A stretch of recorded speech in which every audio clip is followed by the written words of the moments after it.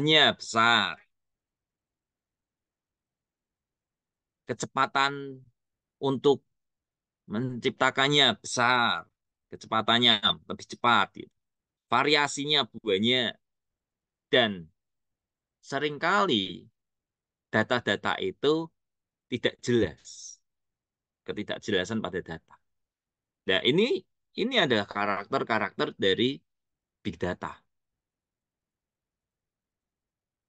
Ada beberapa cara memahami tentang big data, konsep big data, yaitu ketika data menjadi begitu besar dan sulit dikelola. Mungkin kita merasa bahwa data yang biasa kita olah 100, terus jadi 10.000. Itu masih sedikit. Tadi sudah sampai 10 pangkat 15. Pada saat ukuran data melebihi kapasitas satu mesin. Ketika pengguna data, kita sering menggunakan data untuk kehidupan sehari-hari, sehingga data semakin setiap menit bertambah semakin banyak, kan kayak gitu. Menggunakan sejumlah besar data daripada hanya mengandalkan sampel kecil. Dan seringkali data itu berantakan. Itu salah satu karakter juga yang termasuk, kalau misalkan, oh ini termasuk big data. Karena kita perlu menyelesaikan kasus-kasus itu juga nantinya. Akhirnya akan muncul yang namanya tantangan menggunakan big data. Dalam menggunakan data mining di era big data.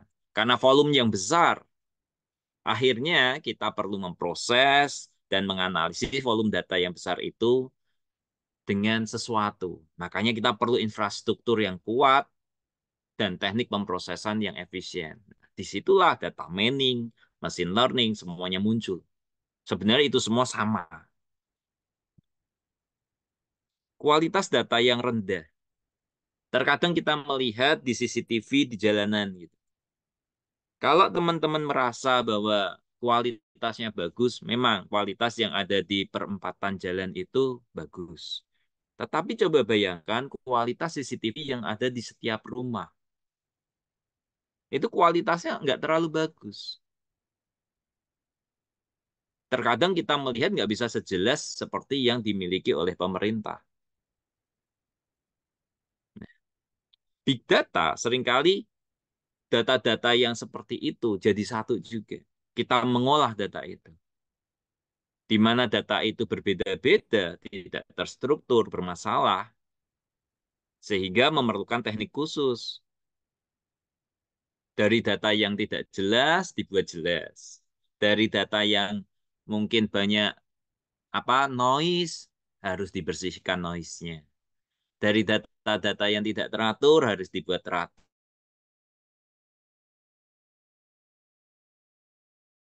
dirapikan. Belum kita lakukan. Terkadang kita juga ketergantungan pada algoritma yang tepat. Jadi sebenarnya terkadang kita itu lebih, wah ini cukup bagus ini. Memilih algoritma yang sesuai dengan jenis data dan tujuan analisis itu penting. Kalau misalkan metodenya simple, datanya terlalu rumit gitu, terkadang tidak bisa memberikan kinerja yang bagus. Tetapi kalau datanya sudah jelas, sudah terbagi menjadi datanya itu sudah terlihat dengan jelas, itu sudah terbagi-bagi, memungkinkan bahwa data itu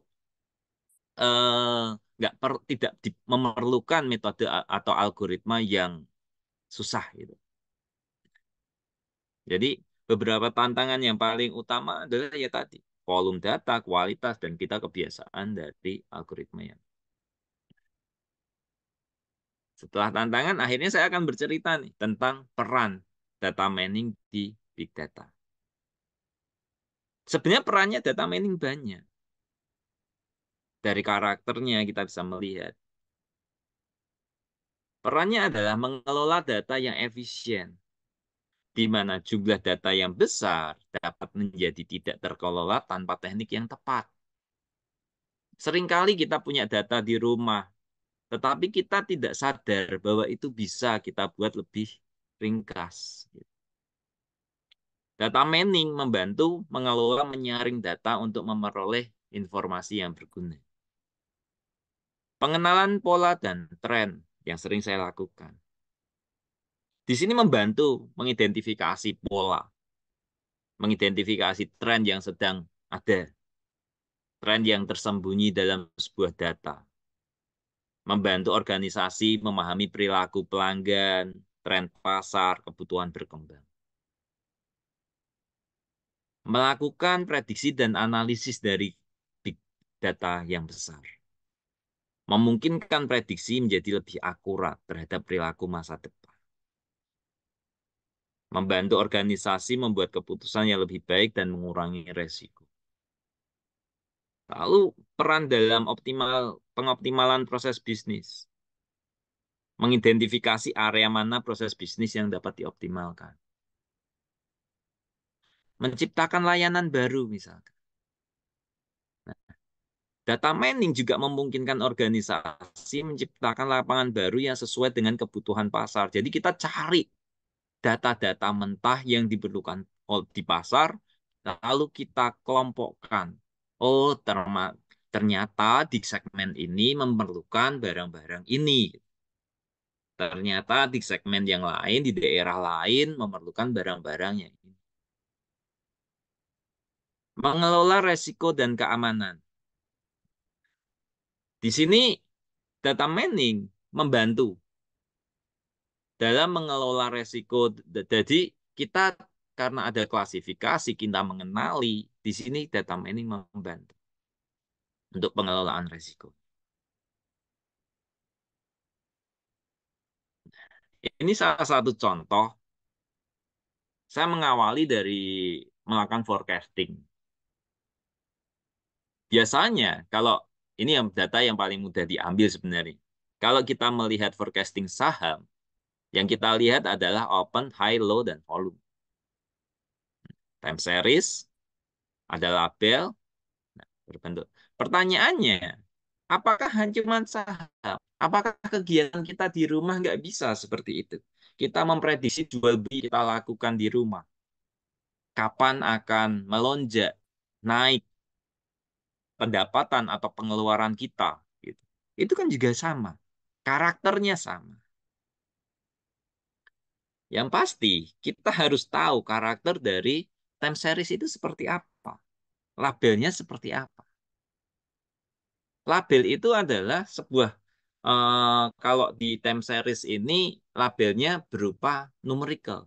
Tetapi bisa kita seperti pengenalan siapa dia gitu. Dari sisi identitas sebagai label, KTP sebagai label, itu bisa kategorikal. Di forecasting saham ini, teman-teman bisa melihat bahwa kalau misalkan kita di rumah memiliki usaha, kita bisa mendatangkan pemasukan dan kita bisa apa untuk memproduksi barang kita mengeluarkan berapa banyak pengeluaran kita. Kita bisa memprediksinya dengan model pembelajaran. Bisa seperti ini. Dan kita bisa memprediksi berdasarkan technical plotnya. Jadi suatu ketika akan turun. Ada contoh forecasting yang lain sebenarnya. Forecasting untuk cuaca, kebiasaan hujannya kapan. Jadi bisa dipakai untuk waktu kita bertani. Bagaimana kita mau menanam, kapan kita tanam. Untuk exchange, pertukaran uang, inflasi. Di situ bisa kita lakukan. Yang pasti teman-teman harus paham bahwa ini karakternya seperti apa, kita punya data di rumah memiliki karakter seperti apa, bisa kita sesuaikan. Lalu ada clustering. Sebenarnya ada klasifikasi, dan ada clustering, ada asosiasi, dan yang lain. Cuman saya ngambil yang clustering. Clustering ini, Kalau tadi kita menggunakan label, sekarang kita nggak menggunakan label. Clustering ini lebih umum datanya. Kenapa? Karena terkadang pada saat kita memiliki data, kita tidak mengetahui bahwasannya data itu labelnya apa. Sekarang bayangkan, jika teman-teman semuanya punya data seperti ini, belum terpilih ini data kanan atau kiri, data yang berwarna apa, kita masih bingung ya. Akhirnya kita bisa clusteringkan dengan kita kelompokkan dengan berdasarkan kelompoknya, kedekatannya dengan yang lain. Di sini kalau dibagi dua, maka kelompoknya dibagi jadi ini. Dan ini berdasarkan dari titik pusat dia mengcluster. Clustering juga bisa diterapkan untuk pelanggan, clustering pelanggan. Jadi pelanggan-pelanggan kita yang loyal, kalau kita sudah mengatakan sebuah pelanggan itu loyal, berarti kita sudah melabeli. Tetapi kalau kita tidak punya labelnya, berarti kita cuma mengklasterkan, mengelompokkan. Ada pula clustering untuk wilayah. Kita tidak tahu nih, kalau kita memang benar-benar tidak memiliki label, maka clustering ini bisa dimanfaatkan. Lalu ada asosiasi.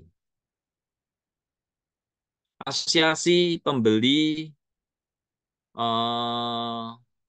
misalkan kita punya data gula, kopi. Mungkin kebiasaan jenengan semuanya kalau di swalayan.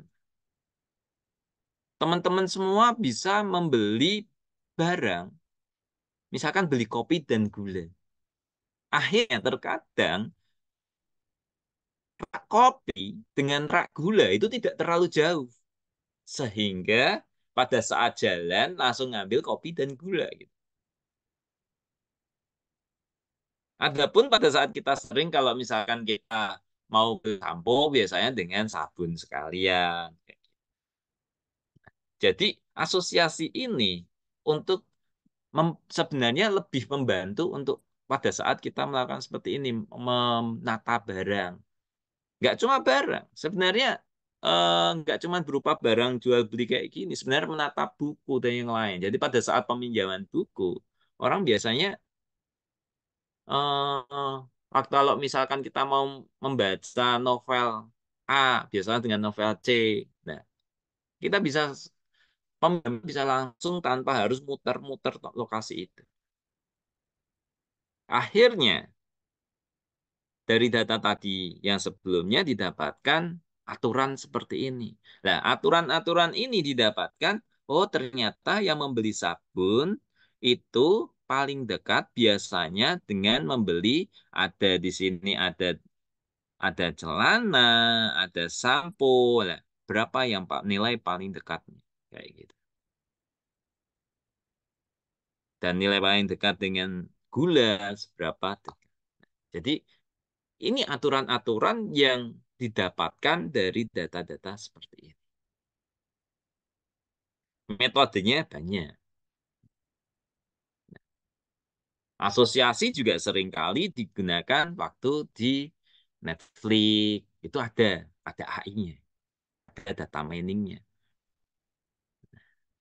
Terus ada di Amazon. Ternyata data mining dimanfaatkan oleh beberapa perusahaan besar seperti Uber. Mereka tidak punya kendaraan, tapi mereka bisa dianggap memiliki banyak kendaraan. Google. Mereka tidak membuat konten. Alibaba nggak punya barang yang dijual. Airbnb nggak punya kamar misalkan. Gojek nggak punya kendaraan. Nah, mereka memanfaatkan. Data ini ada di aplikasi mereka juga. Itu semua contoh-contoh untuk teman-teman. Sekarang saya akan mengenalkan tentang gimana sih data mining itu. Nah, ini salah satu kasus ya. Ada beberapa kasus di sini. Misalkan tentang data kehadiran staf. Jika hari Senin datangnya pukul 7.20, pulangnya 15.40, hari Selasa, dan seterusnya. Ini mohon maaf, jam tanggalnya enggak. Ini tanggalnya untuk setiap NIP ya, pada tanggal 2 gitu. Kita akan memiliki daftar kehadiran staf. Misalkan hari Senin datangnya siang, hari Jumat pulangnya lebih awal. Dari data kehadiran ini akhirnya diakumulasikan. Ternyata pada nomor induk pegawai 1103 masuk 22 kali. Nggak pernah tuh namanya alfa, cuti, sakit, dan telat. Ternyata nomor induk 1142 masuk cuman 18 kali. Pernah alfa, pernah sakit. Sedangkan yang 1156 masuk cuma 10 kali. Cuti 11 kali. Tapi yang menarik, ini ada yang 1173. Masuk 12 kali, alfa 5 kali, dan telat 5 kali. Dari data-data ini, sebenarnya kita punya informasi. Bagaimana kita bisa memperlakukan biar karyawan tidak banyak telat. Kalau sakit kan kita nggak bisa ya.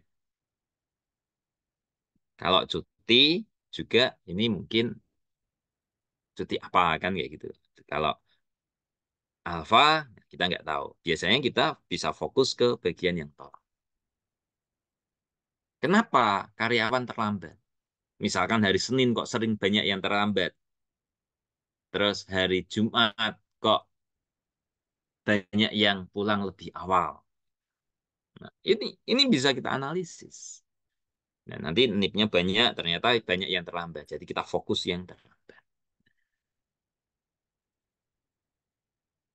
Akhirnya data-data tadi diperoleh kebiasaan Senin sampai Jumat. Ternyata yang alfa cuman sedikit. Yang izin ada 3 di hari Senin. Yang terlambat banyak nih, ada 7 orang. Sedangkan hari-hari yang lain pulang cepat. Itu ya, karena ini yang pulang cepat Selasa, Rabu, Kamis cuma satu-satu nggak terlalu banyak. Tetapi hari Jumat pulang cepatnya ada 8 orang. Kalau hari Jumat terlambat cuma 5 orang. Tapi hari Senin paling banyak ada 7 orang. Kita bisa berpikir dari situ. Kenapa karyawan seperti itu? Nah, disinilah data mining perlu kita terapkan. Bisa nggak kalau misalkan hari Senin masuknya diundur, Selasa pulangnya diundur, Rabu diundur, Kamis diundur, biar hari Jumat pulangnya lebih awal. Jadi masuknya ini diundur hari Senin, mungkin pulangnya juga diundur. Jadi kalau misalkan Senin biasa masuk pukul 7, dibuat masuk pukul 8. Kalau pulangnya pukul 4, dibuat pukul 5. Hari Selasa, Rabu, Kamis dibuat pulang pukul 5, kalau biasa pukul 4. Sedangkan hari Jumat dibuat pulangnya lebih awal. Disinilah yang kita sebagai seorang pemilik atau manajer, kita bisa memikirkan tentang uh, institusi kita dan karyawan kita. Jadi fokusnya, efektivitas kerjanya, seperti yang saya sampaikan, berarti kita harus melakukan penjadwalan ulang pada hari Senin sampai Jumat, di mana waktu kerjanya 8 jam per hari. Jika kantor pada hari Senin mulai pukul 10 dan kantor pada hari Jumat selesai pukul 14, sisanya bisa diberikan di hari-hari yang lain.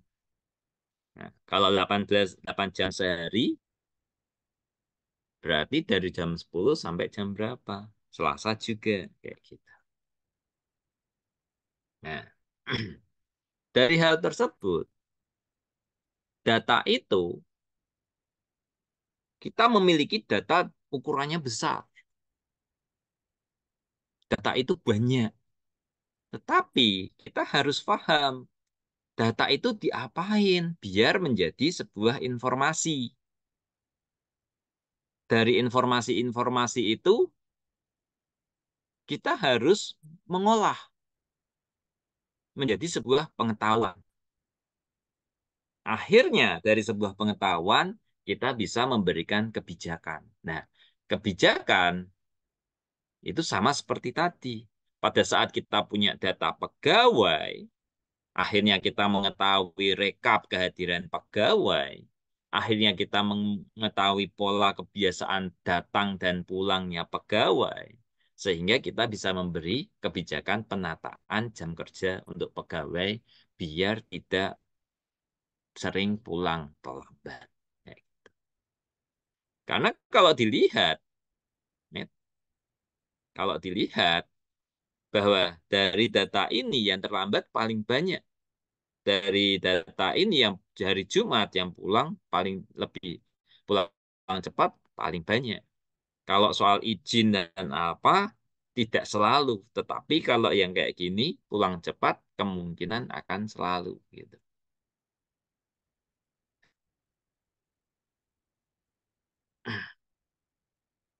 Akhirnya dari data yang awalnya kita nggak tidak mengetahui itu apa, akhirnya kita mengetahui karakternya, kita mengetahui informasi-informasinya.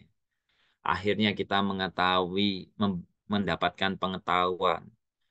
Dan akhirnya kita tahu ujung startnya apa, akhirnya apa. Nah, dan kita bisa mencari jalan keluarnya. Nah, disitulah yang penting. Dari data hingga menjadi sebuah kebijakan, itu ada proses. Dari hal itu semuanya, apa itu data mining? Data mining itu adalah disiplin ilmu yang mempelajari metode untuk mengekstrak pengetahuan atau menemukan pola dari suatu data yang besar. Jadi teman-teman mungkin kalau punya data yang besar akan bingung mau ngapain sih kita. Gitu. Jadi teman-teman jika teman-teman memiliki data yang banyak, pastinya teman-teman juga akan bingung banget gitu. Pahami satu metode karakternya seperti apa. Kita melihat karakter dari data itu. Dari data jadikan sebuah informasi, dari informasi dijadikan jadi pengetahuan. Nah, proses-proses itulah kita harus bisa mengekstrak menjadi pengetahuan. Kita harus bisa menemukan pola. Dari pola-pola tersebut kita bisa mendapatkan sebuah apa prediksi, bisa mendapatkan sebuah kebijakan dan yang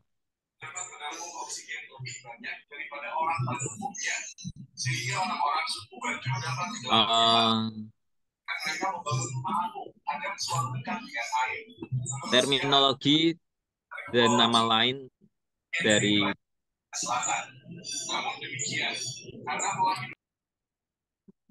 terminologi dan nama lain dari data mining.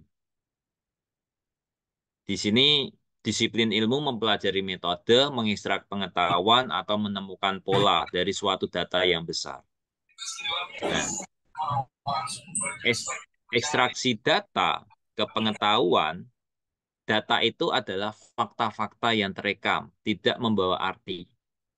Informasi itu rekap atau rangkuman, penjelasan, statistik data. Sedangkan pengetahuan itu adalah pola, rumus, aturan, model. Ini kita pegang dulu. Kita harus bisa membedakan kita punya data seperti apa, informasi seperti apa, pengetahuan seperti apa. Sedangkan kalau yang nama lain data mining sebenarnya banyak. Teman-teman nanti akan menemukan banyak hal yang intinya mirip data mining. Proses data mining, pertama-tama kita punya data. Yang pasti kita harus punya data. Jadi dari kita punya data, akhirnya kita membersihkan data itu, melakukan reprocessing. Tadi di kemampuan saya lebih banyak tentang citra. Apa data citra? Perbedaan data citra dan data di data mining. Kalau data mining lebih ke arah datanya sudah jadi. Kita mengekstrak dari data yang sudah jadi menjadi sebuah informasi. Nah, tetapi kalau diundur ke belakang, kita punya data yang mentah. Gitu. Jadi sebenarnya himpunan data ini bisa kita peroleh dari kuesioner, bisa kita peroleh dari data suara, data citra, data teks, dan yang lain. Terus dari data-data tersebut terkadang kita perlu yang namanya cleaning, terus mentransformasi dan yang lain.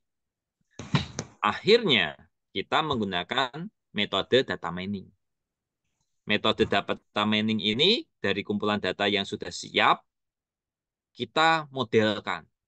Bisa menggunakan prediksi, klasifikasi, clustering, asosiasi. Nah, tadi sudah terlihat contoh, ada data, kita proses, bisa kita pakai klasifikasi, clustering, asosiasi. Pengetahuan, kita memahami modelnya. Kita akan mendapatkan pohon keputusan, klasternya, atau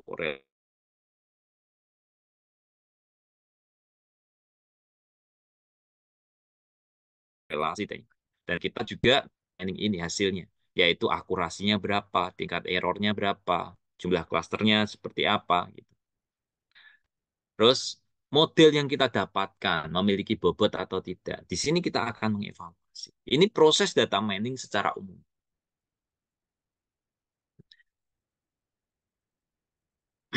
Proses karena intinya dari proses data mining adalah tadi kita prosesnya dari data preprocessing, modeling, model kinerja tadi.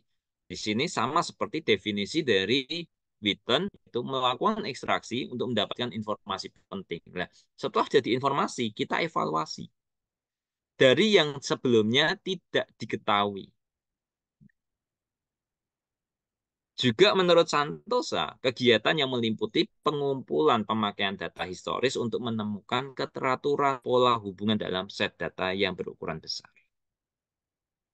Dan Han et al. Menyampaikan ekstraksi of interesting dari data-data yang tidak diketahui atau pola knowledge dari data yang besar. Kita punya data, saya contoh lagi. Kita punya data besar di kampus. Puluhan ribu data mahasiswa, data jenengan semuanya sekarang semester 4, sekarang memiliki 4 IPK mungkin 3, IPS IP semesternya sudah 4 semester, ada 4 IPS, kira-kira lulus tepat waktu enggak? Kayak gitu. Itu bisa kita prediksi. Nah, cuman kita menggunakan data dari mungkin dari asal sekolah, nilai UN kemarin, IP 1234. Nah, inilah label lulus tepat waktu tidak. Kalau untuk label ini tidak bisa pakai data Anda, jenengan semuanya. Kenapa? Teman-teman semua itu belum lulus. Teman-teman semua belum lulus. Jadi kita hanya bisa menggunakan data dari yang sudah lulus.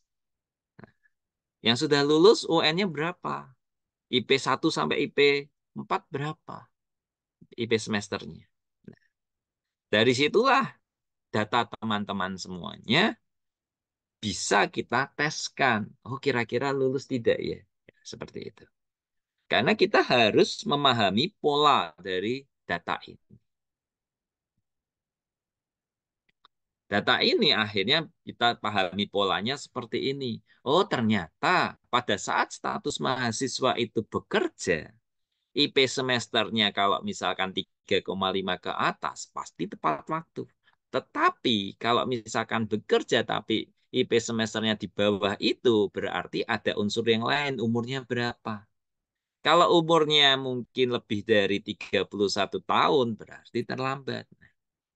Kalau umurnya kurang dari, bisa jadi lulus. Tapi kita juga harus melihat lagi IP semester 3. Terus kita lihat umur lagi. Ini yang akan pola yang dihasilkan. Nah, ini metode apa? Di data mining metodenya banyak. Tapi untuk proses pembuatan seperti ini, yang perlu dilakukan adalah kita harus memahami kasus dulu gitu loh.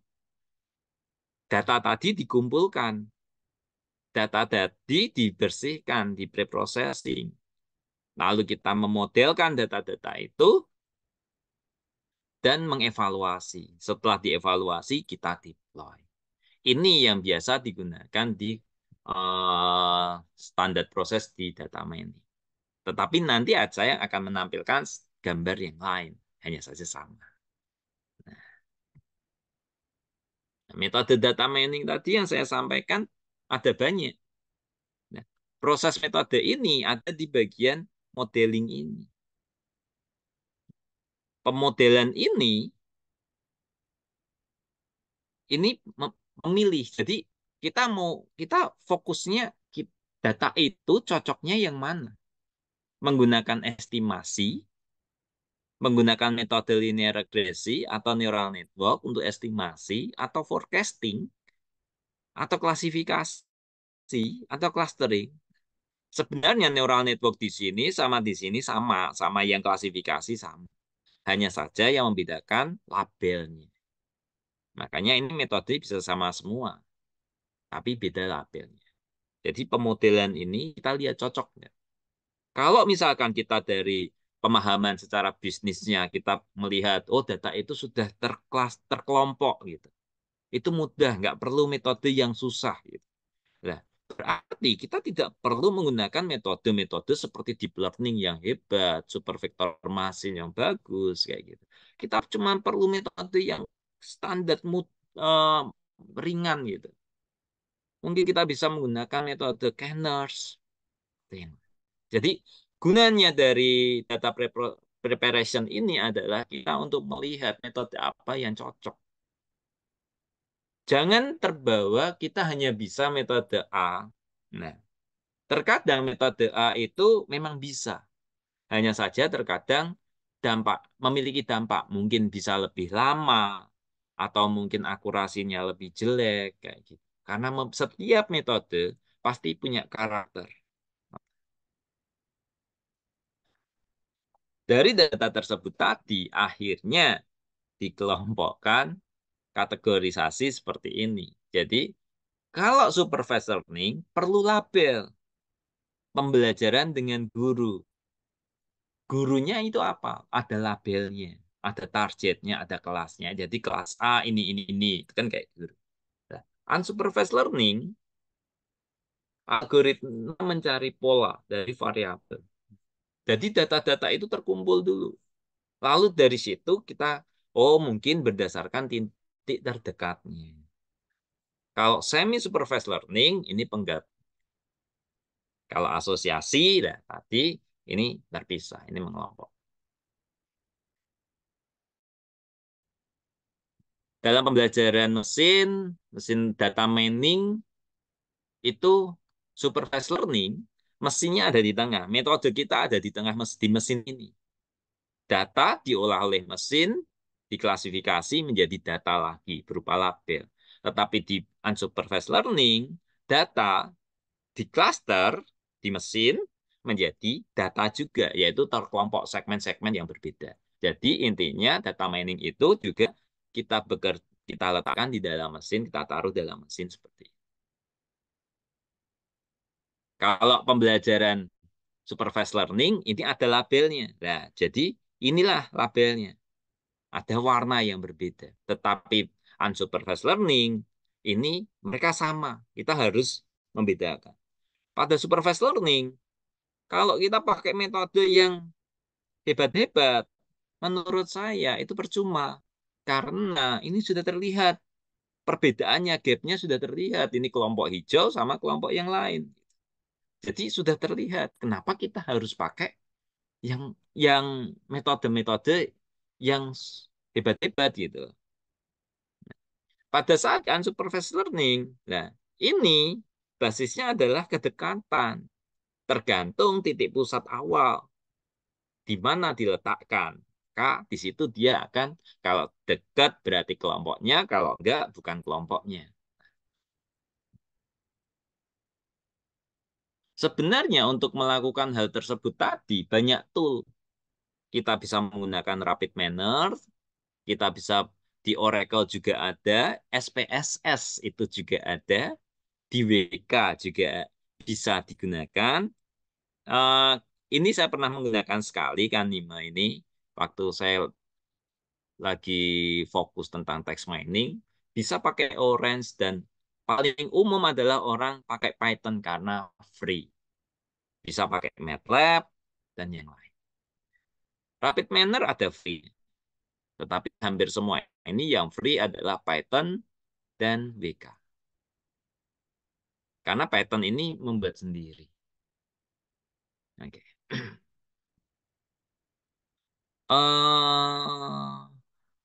Tugas dan aturan dalam product development untuk data mining. Kalau tadi ada scripts, di data mining tugas secara umumnya, kita punya data. Data itu macam-macam. Dari paper, dari file, dari web. Kita proses, kita integrasikan, dan ada namanya data warehousing. Dari data source dan data preprocessing, data integrasi, itu database analisis pekerjaan mereka.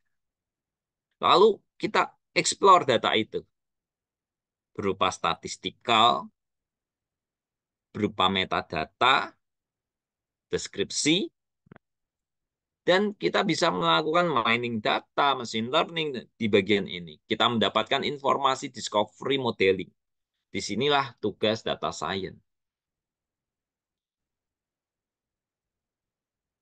Lalu kita bisa mempresentasikan kalau data itu sudah terpolakan, sudah, karena tujuannya mempresentasikan ini adalah untuk membuat menampilkan hasil-hasilnya itu sebagai dalam ini tugas seorang bisnis analisis yang akhirnya tujuannya adalah membuat sebuah keputusan.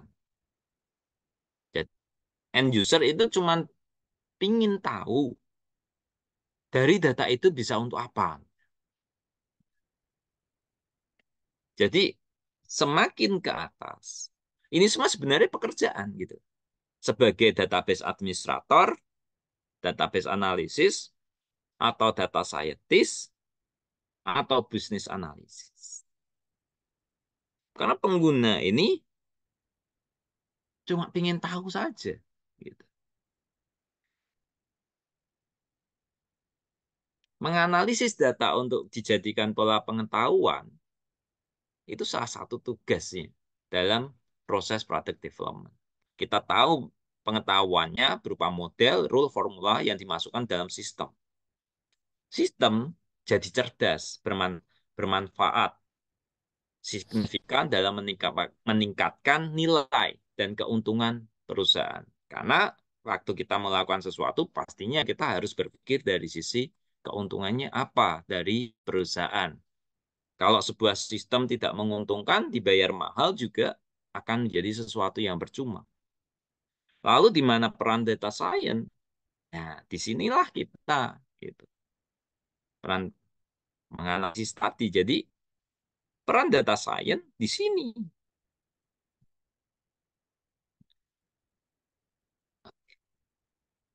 Ini data science life cycle. Apa perbedaan dengan Christian tadi? Sebenarnya mau mirip, sebenarnya mirip. Tetapi data science itu lebih besar daripada data mining. Maka saya memilih lebih ke arah data science ini. Jadi kalau misalkan ke data mining biasanya harus menggunakan ini. Ya. Discovery sama business understanding. Sebenarnya mirip. Kita mencari tahu tentang kasus data, kasusnya. Lalu kita data understanding. Kita memahami tentang data itu. Persiapan data, pemodelan, discovery. Itu memahami masalah yang harus dipecahkan dalam tujuan bisnis. Menentukan kriteria keberhasilan solusi. Batas-batasnya kita harus paham. Jadi, sama seperti yang saya lakukan di kantor, pada saat saya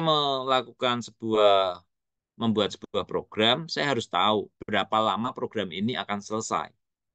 Perangkat yang dibutuhkan, kalau saya punya perangkat A, akan selesai berapa lama, perangkat B berapa lama. Jadi kita harus memahami batasan kita. Berapa biaya yang perlu dianggarkan? Karena kita juga berpikir dari sisi listrik. Kalau PC kita nyala seharian penuh, berapa anggarannya? Terus apa prioritasnya? Misalkan kita punya banyak pekerjaan, prioritasnya apa saja? Sebagai mahasiswa, itu juga harus bisa berpikir kapan kita lulus tepat waktu. Pada saat kita punya perangkat ini, berarti kita harus mempersiapkan sejak kapan. Kayak gitu. Memahami ketersediaan sumber daya. Jadi, kalau kita punya proyek, kita punya orangnya berapa banyak. Teknologi yang kita miliki, waktu yang tersisa untuk kita, apakah kita punya data? Sebenarnya biasanya yang paling susah adalah pada saat kita mencari data. Karena terkadang kita harus benar-benar terjun ke lapangan. Sebagai seorang saintis, kita tidak boleh mengatakan perangkat kita nggak bisa memadai. Kita harus bisa menyesuaikan dengan perangkat kita. Lalu kita harus memahami karakteristik data yang kita miliki tadi. Terstruktur atau tidak, relevan dengan itu apa tidak. Terus menggunakan dataset yang tersedia untuk mensimulasikan solusi. Jadi kalau misalkan tadi kita punya data dari publik, terus kita punya data tapi tidak ada labelnya, itulah data yang kita uji coba. Kita modelkan pakai data publik, kita punya data sendiri yang memiliki karakter yang sama, kita uji cobakan. Itu data testingnya. Nah, data preparasi, persiapan data, sama seperti yang sebelumnya. Ada preparasi data itu pembersihan data. Ada data yang nilainya tidak ada. Biasanya kuesioner, pada saat teman-teman semuanya diminta kuesioner, seringkali ada yang tidak dijawab. Nah, itu sesuatu yang membuat kita perlu data preparasi, persiapan data. Terkadang ada jawabannya duplikat. Jadi kalau misalkan teman-teman sudah ngisi, terus ngisi lagi, tapi jawabannya berbeda. Itu bisa jadi masalah juga, menghilangkan baris duplikat. Memformat dengan benar, menggabungkan beberapa sumber data, mengubah data, melakukan rekayasa fitur. Rekayasa ini bukan berarti mengarang indah ya. Jadi enggak mengarang ya. Lalu menganalisis. Di situ kemudian mempercepat persiapan data dengan otomatisasi langkah-langkah. Beberapa langkah. Nah, ada tahapan yang namanya model planning dan model building. Di sini kita merencanakan datanya sudah seperti ini, pakai metode A bisa, metode B bisa. Kalau sudah kayak gitu, kita coba aja. Kita merencanakan parameter metode A apa, parameter metode B apa. Nah, jadi di situ kita menentukan dulu, kita mau pakai metode A atau metode B. Metode dan teknik untuk menggambarkan hubungan antar variabel. Kembangkan data untuk tujuan pelatihan pengujian. Maksudnya, pelatihan dan pengujian, kita punya data berjumlah 1.000. Kita gunakan data trainingnya berapa persen, data testingnya berapa persen. Kita mempertimbangkan alat yang ada untuk menjalankan model. Nah, jadi perangkat kita, kalau misalkan kita punya i7 dengan GPU, mungkin VGA-nya mungkin 8 GB, terus RAM kita, memori VGA itu 8 GB, RAM kita mungkin 16 GB. Itu berapa core? Kalau misalkan yang core-nya banyak, ya berarti kita bisa memanfaatkan parallel processing agar pekerjaan kita lebih cepat. Tetapi kalau kita looping cuma satu persatu, dengan spek I7 ya percuma. Punya GPU ya percuma karena tidak dipakai. Terus analisis berbagai teknik data mining seperti regresi, klasifikasi. Nah, ini tadi metode apa tadi dipilih lah. Kita bisa menganalisis dari metode itu. Lalu perencanaan pembangunan. Jadi kita deploy itu ke Android. Kalau sudah selesai kan kita deploy. Ini misalkan sebuah datanya. Kita punya data-data seperti ini, misalkan, oh ini sudah siap ini. Nah, jadi langsung memilih metodenya. Memilih metode, kita jalankan. Ternyata kita sudah dapat program yang dijalankan berhasil, kita dapat model, akhirnya kita bisa membuat untuk Android-nya. Alur kerjanya, kita punya data, karena tadi kita tidak perlu melakukan ekstraksi fitur, jadi data kuesioner kita dapatkan berupa data tabel langsung, berarti ini dilewati, lalu kita menggunakan metode, machine learning algoritma itu juga metode-metode, data mining sama, kita punya model, lalu data testingnya, karena kita tadi berupa data yang sama, ya kita ngambil 70-30 tadi, 30%-nya langsung kita klasifikasikan. Jadi langsung diprediksikan dengan model yang dimiliki. Sehingga kita akan mendapatkan hasil prediksi berupa label. Secara operasional, pada saat sebuah produk selesai, pastinya kita perlu laporan. Jadi bagaimana kita melaporkan laporan akhir, pengarahan dokumen, dokumen teknis itu yang biasanya kalau seorang programmer ini kesulitan. Melakukan membuat program itu mudah, tetapi menjelaskan itu susah. Makanya pada saat tahapan membuat sebuah proyek penelitian, kita juga harus mempelajari bagaimana menceritakan data di training dengan mesin learning, lalu dituliskan, lalu diterapkan pakai NGIG, lalu kita bisa mengakses online. Jadi ini yang ingin saya sampaikan ke jenengan. Nanti saya juga punya yang hasil terakhir, tapi bukan berupa web, cuman berupa Android file. Bagaimana mengkomunikasikan hasilnya? Nah, kalau misalkan kita membuat produk, sudah hasil akhir produk, ya kita tinggal, sebenarnya kita tinggal menyampaikan. Semua temuan diidentifikasi, dikomunikasikan kepada pemangku kepentingan. Kayak tadi, absensi. Absensi kita sampaikan ke pimpinan.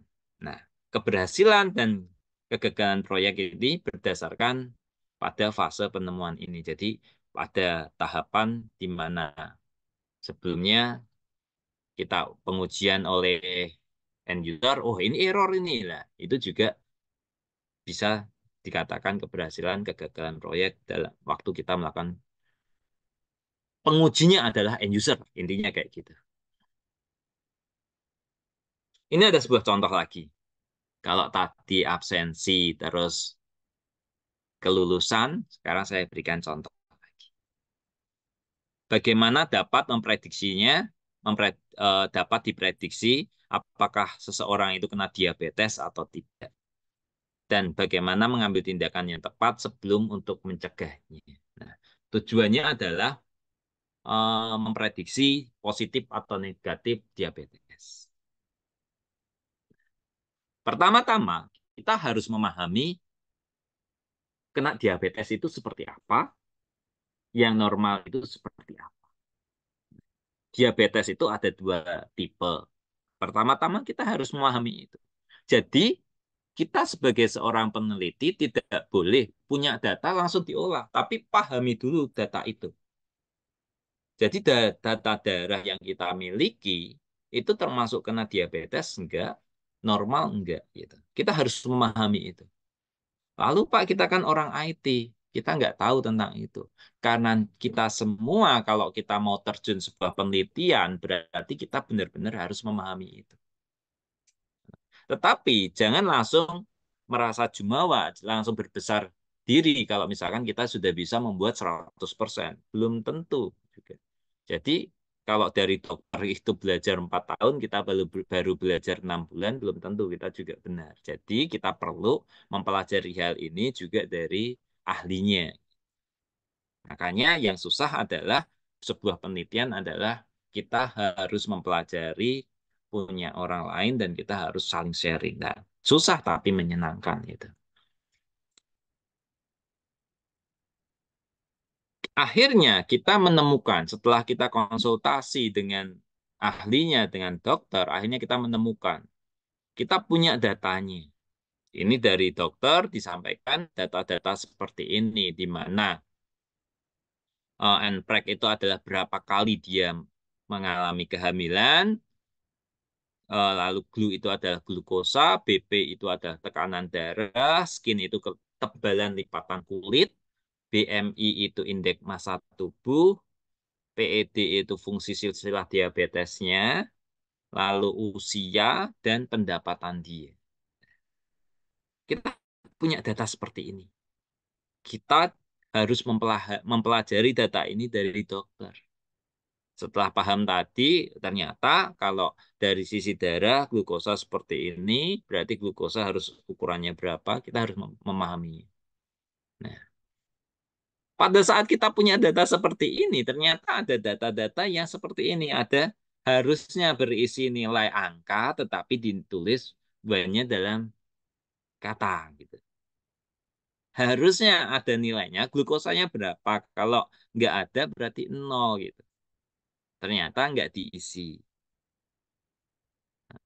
Lalu BP-nya itu ternyata diisi 6.600, padahal rentangnya adalah rentang sampai tekanan darah itu ya bisa tinggi ya, tapi kan nggak sampai 6 ribuan kan gitu. Lalu skinnya, BMI-nya ternyata diisi indeks massa tubuhnya kosong gitu. Nah, ini semua adalah masalah. Kita harus membersihkan, kita harus memperbaiki. Karena data-data ini nggak konsisten nanti. Nilai hilang, kolom kosong, formatnya salah. Jadi kita perlu menghapus, kita perlu mengisi. Cara ngisinya gimana? Banyak cara sebenarnya. Bisa pakai rata-rata, bisa pakai, nah ini dari rata-rata diisi ke sini atau bisa dikasih nilai terendah kayak gitu. Itu banyak cara. Setelah diproses, ternyata didapatkan hasil seperti ini. Dari mana nilai ini? Sebenarnya ada metode, average, atau macam-macam ya. Ini. Jadi ada metodenya. Jadi teman-teman semuanya bisa melakukan pemrosesan seperti ini. Lalu direncanakan model. Sebenarnya sebelum merencanakan model kan kita mempelajari ya. Mempelajari dulu data. Jadi kita mempelajari dulu. And berapa jumlah kehamilan. Dia sudah hamil berapa kali. Kita gambarkan grafiknya. Oh ternyata oh yang 0 kali lebih banyak daripada yang sering hamil. Jadi di sini terlihat bahwa jumlah kehamilan itu ternyata tidak banyak yang sering hamil yang mengalami positif diabetes. Jadi yang malah yang belum hamil yang sering mengalami. Terus ternyata di data yang kedua glukosanya ternyata di sini sebagian besar rata-ratanya dinilai seperti ini. Kita cek semuanya indeks massa dan sampai pendapatan, sampai umur gitu. Jadi kita visualisasikan. Kalau sudah kita mendapatkan seperti ini, sebenarnya kalau sudah terbagi kayak gini kan sudah terlihat, terlihat. Sebenarnya nggak perlu pakai metode-metode yang wah gitu. Akhirnya kita menggunakan metode decision tree misal. Metode decision tree di sini misalkan oh kena glukosa enggak. Kalau misalkan dia hamil, dia kita cek umurnya, kehamilannya berapa kali, kurang dari 5 enggak kayak gitu. Kalau misalkan kurang, kita cek umurnya. Umurnya di bawah 28 enggak gitu.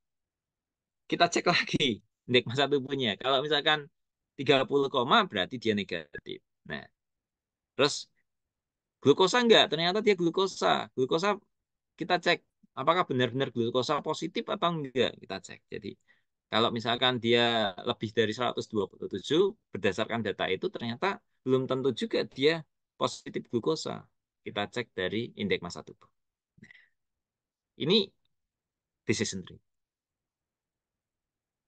Lalu ada langkah ke-5 dan 6, dilakukan pelaksanaan proyek percontohan kecil untuk jadi kita testing gitu. Data data tesnya kita ujikan. Hasilnya akurat enggak? Kalau enggak, kita ulang lagi, kita develop model lagi. Setelah berhasil, kita jalankan proyek, lalu kita bentuk prototipenya. Nah, eh, tadi saya sudah memperlihatkan sebenarnya banyak pengaplikasian data mining di beberapa bidang industri, yaitu salah satunya ada di ini kesehatan, di diabetes tadi kan bisa. Jadi di kesehatan ini seringkali kolesterol apa enggak kayak gitu. Terus di bidang perbankan, kreditnya diterima atau enggak.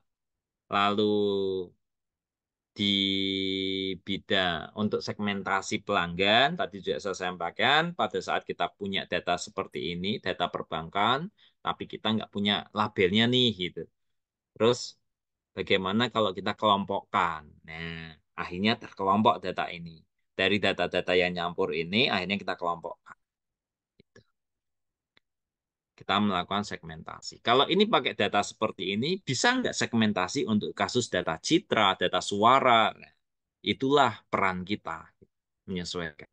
Lalu tadi juga sudah sampaikan bahwa data mining bisa untuk Netflix, kita kelompokkan film-filmnya seperti ini, rekomendasi sistem. Kalau teman-teman sering menonton drama, nanti akan muncul film-film drama yang mengikuti. Lalu memperkirakan emisi CO2 mobil, yaitu menggunakan ukuran mesin atau silindernya. Nah, jadi di sini kita bisa punya data-data CO2 mesin seperti apa, lalu kita dengan menggunakan linear regresi, kalau ini pakai Python ya, lalu kita uji.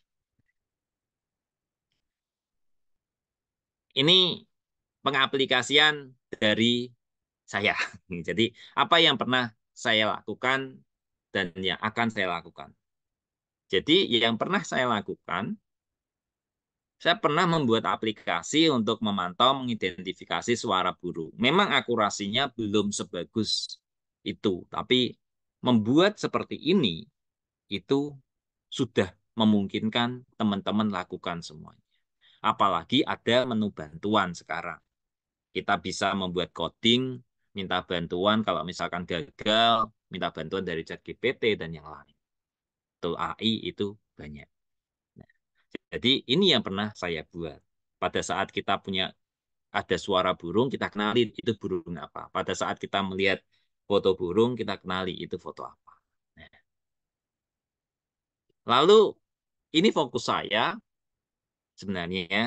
Hanya saja kalau di teman-teman lihat semuanya, ini fokusnya adalah lebih ke arah konservasi alam dan kebencanaan kalau saya. Jadi kita bisa mengidentifikasi terumbu karang dan mengenali kemungkinan keberadaan bintang laut, ikan apa, kayak gitu.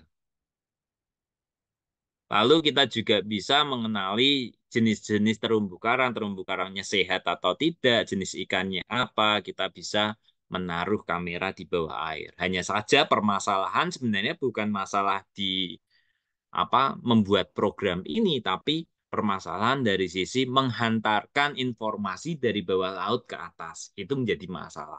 Jadi kita harus kerjasama dengan beberapa tim, bukan programmer semua, tetapi ada jaringan dan yang lain.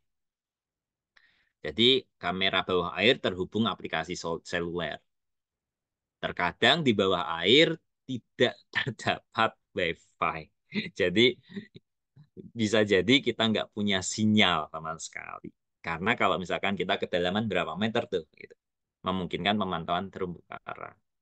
Kita juga bisa melakukan fluktuasi cuaca di bawah air karena kita misalkan gini ya, Di ini ada sebuah gambar terumbu karang yang apa namanya eh, mengalami bleaching. Yang di bleaching bukan cuma rambut ya, tapi terumbu karang itu juga ada pemutihan. Kenapa gitu? Terumbu karang bisa putih gitu, terjadi pemutihan. Itu disebabkan karena lingkungan. Mungkin panas yang terlalu akhirnya terumbu karangnya mati gitu. Itu itu bisa. Nah, dari sisi pelestarian budaya ini dari penelitian beberapa teman, jadi teman-teman bagi yang suka musik, misalkan punya ada partiturnya, misalkan kita mengumpulkan partitur-partitur musik menjadi satu buah database, lalu kita gunakan data mining, kita bisa memprediksi, oh itu genrenya apa, gitu. Jadi hanya untuk, oh itu pop, itu tradisional, kayak gitu. Berdasarkan nada awal langsung bisa tahu genrenya apa. Tapi teman-teman juga bisa pada saat punya partitur musik seperti ini, kita kumpulkan, kita membuat partitur baru. Nah, partitur baru ini dimainkan dengan alat-alat yang berbeda, gamelan. Ini yang dilakukan di kampus kami, lalu menjadi sebuah musik dan didengarkan. Nah, inilah inovasi kecerdasan buatan menggunakan data mining, menciptakan komposisi baru, menggabungkan inovasi dan tradisi. Jadi menciptakan melodi dengan harmoni yang indah, menyajikan lagu-lagu baru pada pendengar. Misalkan kayak gini, partitur baru tadi dibuat, akhirnya dibuatkan augmented-nya. Jadi membuat lembaran musik baru, membuat kreativitas secara maya, kita bisa berinteraksi satu dengan yang lain dari sini ke Bima secara langsung bersama main gamelan, itu bisa. Jadi data mining itu ke arah membuat partiturnya, tetapi ke arah di sini ini penerapan yang lain. Sama seperti yang saya sampaikan tadi, pada saat kita di bawah laut, kita punya masalah banyak. Nah, itu yang harus bisa kita pikirkan. Dari sisi kesehatan, ada beberapa teman saya ngambil dari topik mereka. Dari sisi kesehatan, kalau kita misalkan sekarang kan daerah-daerah terpencil juga banyak, tetapi punya jaringan juga. Nah, kita bisa memantau mereka, kita bisa membuatkan sebuah chatbot, text mining. Jadi kita bisa membuatkan text mining, chatbot itu, kita memantau dengan, kalau misalkan teman-teman di daerah ingin tahu ini penyakit apa, nah, chatbot itu akan menjawab secara otomatis. Nah, ini penelitian Pak Sutriawan ya. Jadi tentang text mining gitu. Jadi, tetapi ini hanya sebatas data miningnya. Infrastrukturnya kita harus melihat dari berbagai sisi. Kita melihat dari sisi text mining, data miningnya di sini. Machine learning, data mining ini masuk di sini sistem pakarnya. Tetapi di sisi yang lain kita harus punya data. Kita harus memiliki dataset, kita harus memiliki infrastruktur jaringan 4G karena terhubung dengan handphone smartphone kita masing-masing dan terhubung dengan apa ibu-ibu atau anak-anak kayak gitu. Nah, karena pasti yang pasti penggunanya ibu-ibu karena yang paling paling melihat kondisi anak dan keluarga kan gitu. Nah, yang pasti data mining di sini bisa dimanfaatkan untuk data mining itu kan bagian dari irisan dari AI ya. Untuk memantau pertumbuhan anak secara otomatis. Jadi kalau misalkan kita punya data-data pertumbuhan anak, kita memainingkan data itu, oh sesuai nggak kayak gitu. Menganalisis pola makan pada anak. Memberikan ya kalau itu ke arah AI. Mengidentifikasi gangguan kesehatan, apakah stunting atau enggak. Jadi pada saat, oh karakternya stunting seperti ini, enggak stunting seperti ini. Data anak-anak seperti ini. Oh stunting enggak, kayak gitu. Nah, Mungkin saya tambahkan eh, salah satu contoh, saya lupa ini. Jadi kalau misalkan tadi kemarin ini permintaan dari Pak Sriawan, jadi saya tambahkan salah satu contoh, poin berapa ya? Jauh kok. Nah, ini aja. Nah, ini ada tambahkan satu contoh. Ini salah satu metode yang teman-teman mungkin sebenarnya data mining itu susah apa enggak sih gitu. Ada salah satu metode clustering. Kenapa saya memilih clustering? Karena yang sering saya gunakan paling sederhana untuk kasus apa namanya kasus citra saya. Jadi mengelompokkan citra, saya kan orang image processing. Nah, pembelajaran tanpa pengawasan didasarkan pada pendekatan yang dianggap sebagai ketidakhadiran guru.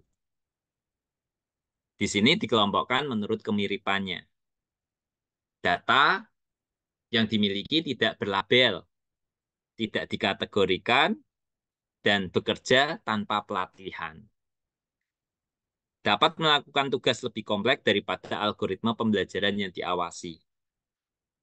Pembelajaran clustering dapat dilakukan menggunakan K-mean dan banyak ada hierarchical dan yang lain. Cuman contoh di sini K-mean. Dari kata K-mean, K itu berarti algoritma clustering ini mencoba membagi data menjadi beberapa cluster. Nah, K-nya adalah jumlah cluster dalam centroidnya. Nah, cara konsep utamanya adalah menghitung jarak titik data ke cluster centroid. Akhirnya menetapkan titik data ke centroid yang jaraknya minimum. Nah, grup yang ditentukan centroid terdekat oleh setiap terdekat untuk setiap grupnya. Centroid bertindak sebagai otaknya. Nah, sekarang kita uji coba aja, langsung aja. Kita silakan teman-teman beranggapan bahwa teman-teman memiliki data yang karakternya itu adalah X dan Y. Misalkan kalau punya data tinggi badan dan berat badan, ideal apa enggak, seperti itu aja. Kenapa saya membuat jadi dua fitur? Alasannya sederhana, karena dua fitur ini bisa dilihat secara mata visual kita. Nggak perlu dibayangkan susah-susah, ada tiga dimensi, empat dimensi, kayak gitu. Jadi ini teman-teman sudah bisa langsung memilih kayak gitu. Kalau misalkan ini dijadikan kelompok, mungkin besar ini menjadi satu kelompok. Secara kasar ini langsung jadi satu kelompok. Satu kelompok, satu kelompok. Itu sudah langsung jadi. Kalau kita jadiin dua kelompok. Kalau kita jadiin tiga kelompok, nah kita harus berpikir kelompoknya berdasarkan apa. Bisa jadi yang sebelah sini, ini kelompok sendiri, itu juga bisa. Di kasus ini saya ingin mengajak teman-teman jadikan dia menjadi dua kelompok. Sehingga data sentroidnya ada dua. Karena ini data nomor satu, nomor dua, maaf nggak kelihatan. Data nomor satu, dua, tiga, sampai seterusnya. Kita jadikan dua kelompok. Nah, kita punya data kelompok sentroid satu ada di 4,7 dan kelompok sentroid kedua ada di 9,5. Sekarang coba dipikirkan, dari data-data tersebut, yang paling dekat dengan kelompok satu mana saja? Nah, kan ini, kalau dilihat dari kedekatannya, kan gitu. Kalau dilihat dari kedekatannya, nah, sehingga kalau kita berpikir seperti tadi, ini jadi sekelompok, ini jadi sekelompok, masuk akal kan? Inti dari cluster Kemin itu adalah ini, nilai sentroid ini. Jadi secara matematiknya, pada saat kita memiliki data seperti ini, sentroidnya yang tadi ya, sentroid seperti ini, kita akan menghitung jarak antara data terhadap sentroid. Berarti kalau misalkan seperti ini, saya lihat dulu. Kalau seperti ini data nomor satu terhadap Centroid nomor 2, ini warnanya saya rubah dulu menjadi warna biru. Centroid nomor 2 dan centroid nomor 1 dan centroid nomor 2. Kita hitung jaraknya. Centroid kedua segini, lah dilihat saja itu sudah terlihat panjang banget gitu. Jadi data nomor 1 ini masuk di kelompok centroid 1. Nah, secara matematik, nah, saya menggunakan matematika sederhana ya. Kalau misalkan pakai Euclidean kayak gini, saya menggunakan data sederhana. Jadi sigma dari data dikurangi sentroid dikuadratkan. Sehingga kita akan mendapatkan data seperti ini. 2 minus 4 kuadrat ditambah 11 minus 7 kuadrat. Kayak gitu. Berapa nilainya? Nah, ini yang harus dihitung. Akhirnya kita dapatkan nilai seperti ini. Kita mendapatkan nilainya 20, ini sampingnya 85, kayak gitu.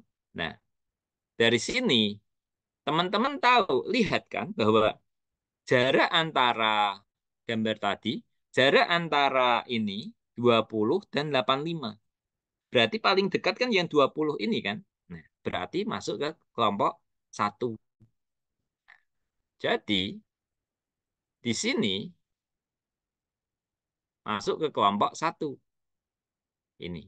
Masuk ke klaster 1. Kalau yang ini, data kedua, karena hasilnya 5, dan sentroid kedua 52, paling rendah adalah 5. Berarti klaster 1. Ini juga, ini juga, ini juga.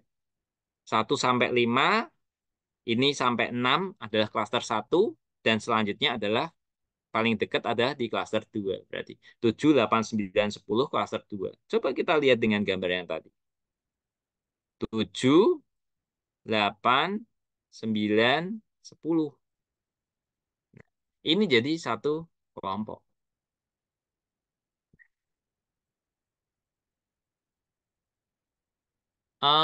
Clustering Kemin itu semudah ini.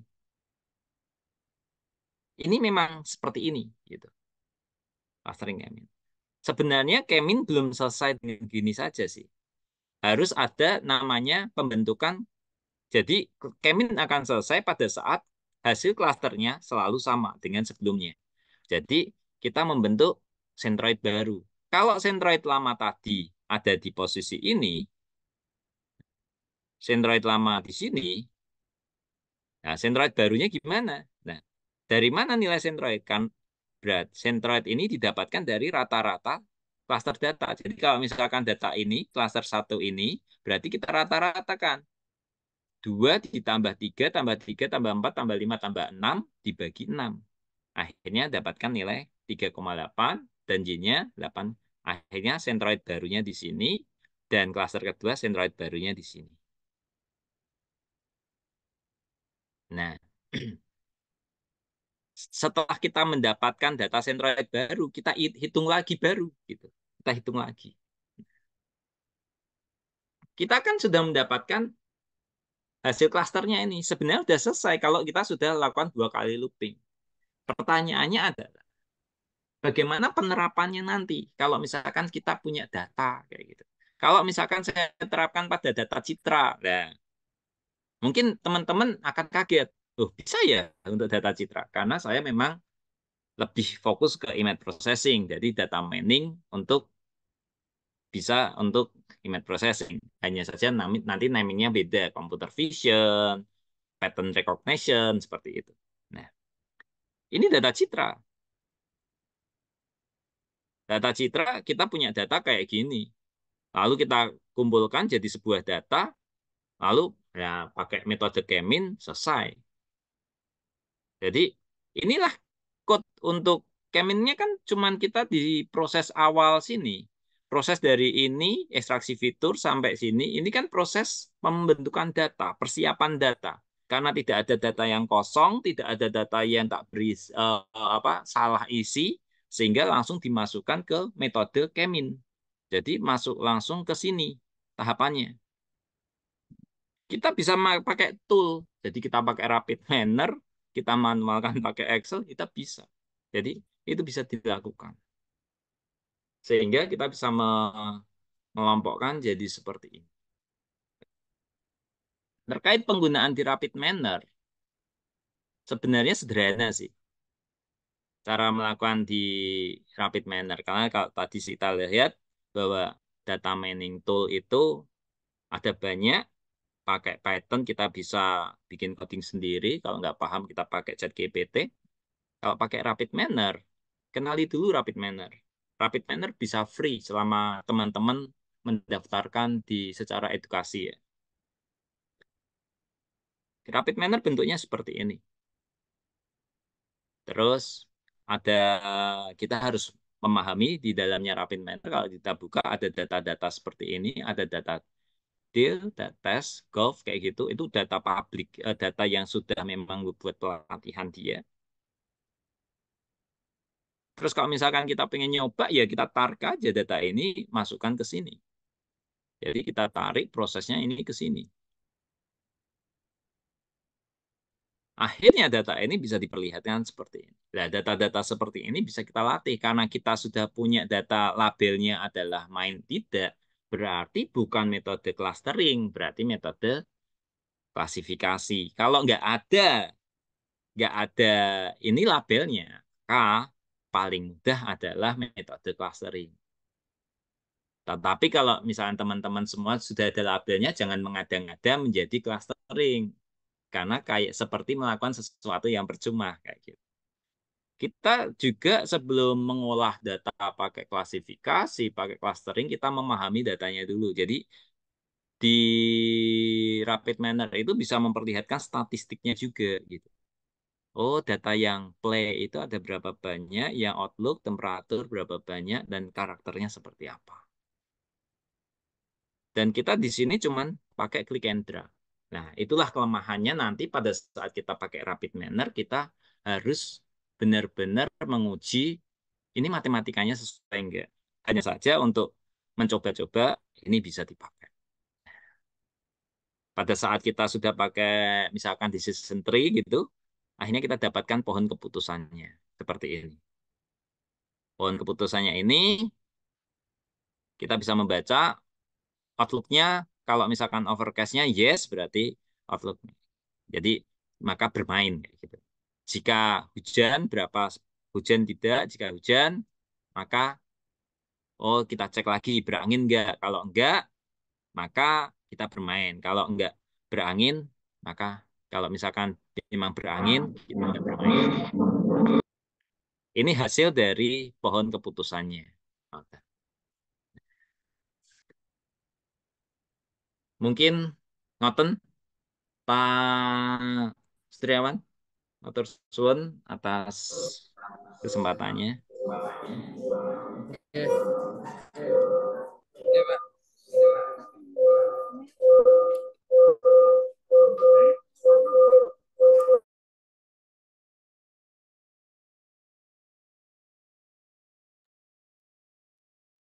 Monggo, kalau misalkan ada pertanyaan.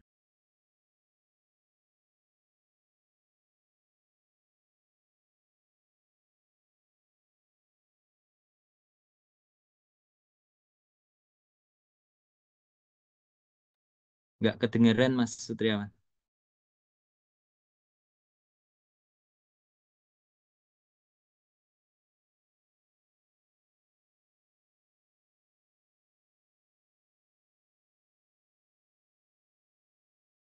Tes,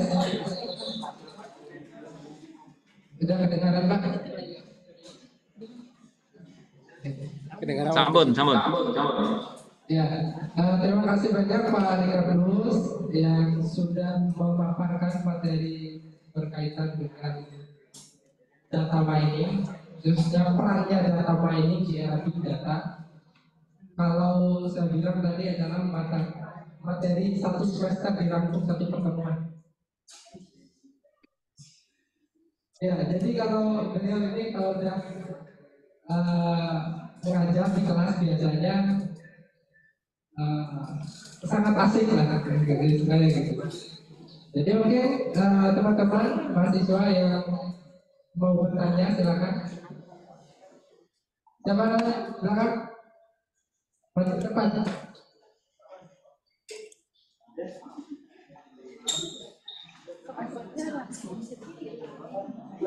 Ini aja. Perkenalkan nama.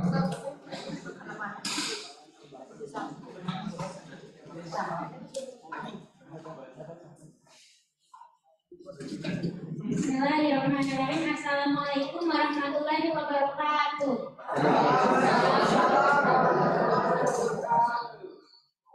Nama saya Yulianti, asal saya dari Bandar, saya dari Prodi Ilmu Komputer. Pertanyaan saya, apa itu pengangkat data mining, serta apa saja kendala-kendala dalam pengelolaan data secara umum selain menyesuaikan dengan algoritma yang digunakan? Terima kasih. Wassalamualaikum warahmatullahi wabarakatuh.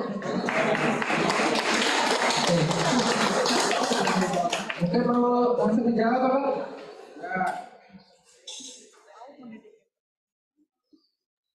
Ngapunten Mas, kurang jelas. Coba tadi tolong. Jadi apa itu data mining dan bagaimana cara penanganan data itu ketika disesuaikan dengan algoritma, begitu kurang lebihnya.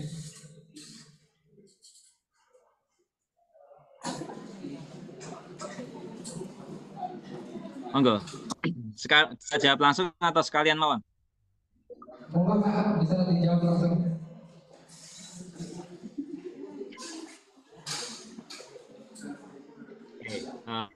Jadi tadi apa itu data mining ya? Sama seperti yang saya sampaikan sebelumnya, data mining intinya adalah bagaimana cara kita mengekstrak sebuah data.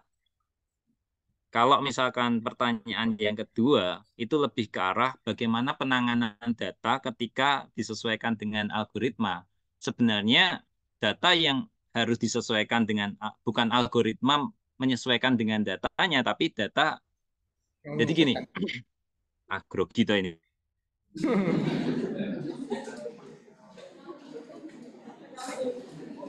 Nih. Mahasiswa kebiasaannya itu kita memiliki satu buah data. Kita memiliki metode yang kita mampu gitu. Terus, yang penting data kita sama sesuai dengan metode ini saja. Biasanya kayak gitu. Kalau seperti hal itu, memungkinkan bahwa teman-teman mahasiswa tidak menyelesaikan sebuah masalah karena teman-teman mencari masalah yang penyelesaiannya satu metode gitu. Maksudnya, pada saat teman-teman melakukan penelitian, yang dicari adalah masalahnya dulu. Jadi misalkan saya sering bercerita di depan Mas Triawan dulu, pada saat kita lapar nih.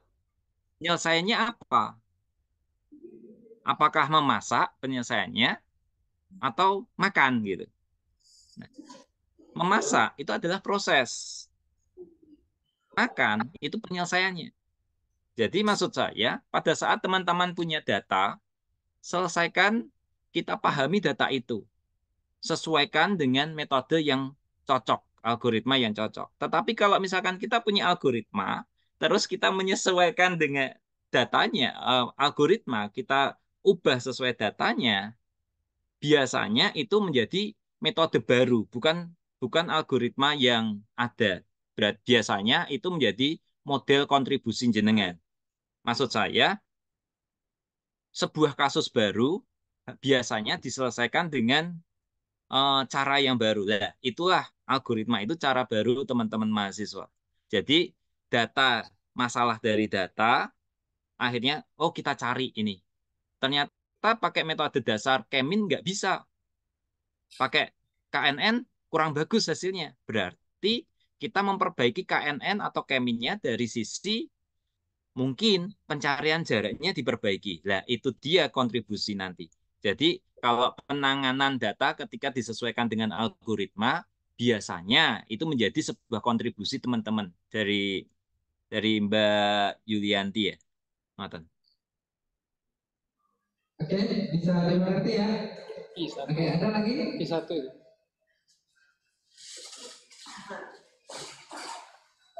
algoritma baru kan? Assalamualaikum warahmatullahi wabarakatuh. Waalaikumsalam warahmatullahi wabarakatuh. Agak besarin dikit. Suaranya kurang. Perkenalkan, saya Wasis Sanil Sasoko, guru di Mansatu Kota Bima, sekaligus mahasiswa di Muhammadiyah Universitas Muhammadiyah jurusan Ilmu Komputer. Pertanyaan saya adalah, jadi semisal saya mengadakan ujian, terus soal berupa jawaban singkat atau uraian. Nah, nanti kan ada banyak berbagai macam jawaban di lembar jawaban siswa itu. Bisa tidak misalnya saya menggunakan clustering, jadi untuk mengelompokkan jawaban-jawaban tersebut, sehingga kita nanti kunci jawaban yang kita buat, kita cari misalnya dia katakanlah di clustering sehingga jawabannya siswa itu terbagi menjadi 5 kelompok.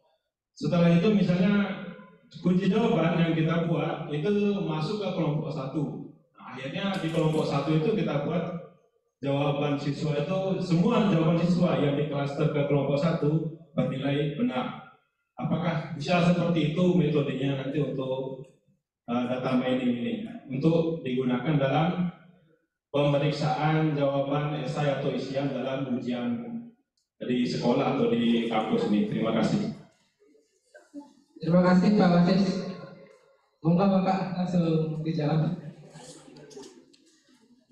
Terima kasih Pak, menarik. Itu sama seperti yang saya lakukan dulu pada saat, ngapunten cerita dulu nggih.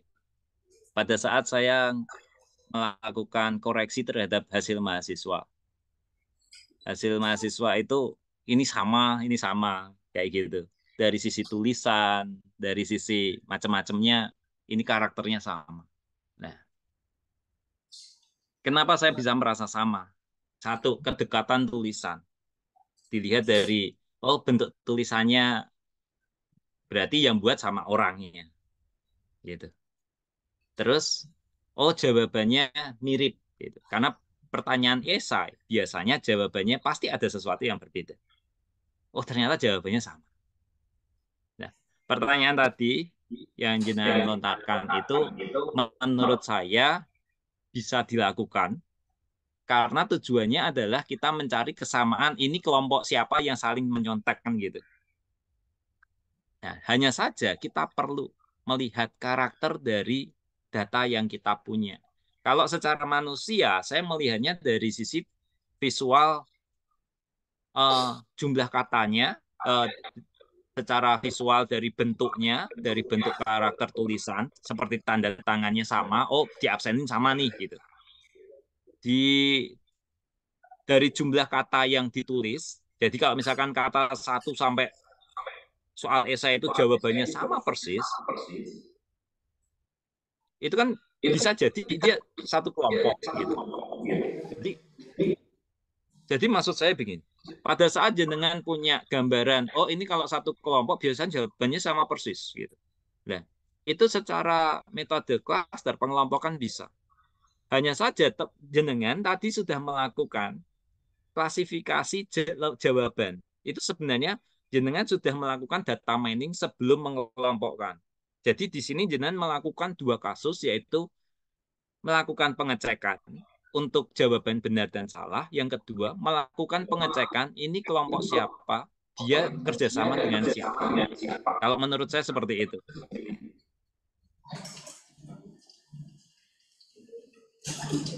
Ngoten, Pak. Pak Wasis? Ya. Ya, terima kasih Pak.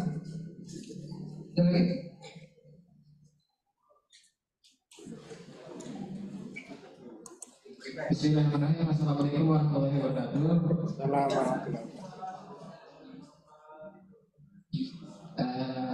Data mining ini tujuannya untuk pelanggan itu sendiri. Nah, bagaimana data mining ini dapat digunakan untuk meningkatkan pengalaman pelanggan dengan menganalisis data besar yang dihasilkan oleh pelanggan seperti transaksi, data demografis, data sosial, dan juga peran data mining ini dalam memperkuat keamanannya, yang mana data pelanggan ini pasti banyak, pasti ada celah-celah keamanannya. Dan bagaimana peran data mining dalam memperkuat keamanan informasi dan mendeteksi ancaman keamanan di lingkungan big data itu sendiri. Sekian dari saya. Wassalamualaikum warahmatullahi wabarakatuh. Oke, enggak Bapak. Oke. Ini terkait keamanan ya. Mungkin salah satu contoh data mining yang diterapkan di perangkat smartphone jenengan semuanya, kita seringkali mendapatkan spam WA, spam SMS, handphone kita bisa membedakan hal itu. Nah, untuk keamanan dari sisi data, kita dalam sisi big data, kalau dari data mining yang paling sederhana adalah kita melakukan penelitian misalkan dari sisi ini serangan enggak gitu. Membedakan antara serangan dan bukan serangan untuk jaringannya. Jadi dari sisi jaringan kita bisa oh ini serangan apa? Ancaman enggak gitu. Ini virus atau enggak? Paling sederhana kalau zaman dulu membedakan virus dan tidak itu kita pakai WinRAR, kita lihat karakternya dari WinRAR itu bisa kelihatan. Jadi itu ada bisa paling sederhana. Tapi kalau kita dari sisi data mining, kita harus melihat karakter berbagai serangan ini munculnya jam-jam berapa. Serangan ini munculnya seperti apa. Nah, sama. Karakter yang kita punya perangkat handphone kita itu sudah memanfaatkan hal itu. Perangkat handphone kita itu sudah ada mendeteksi spam.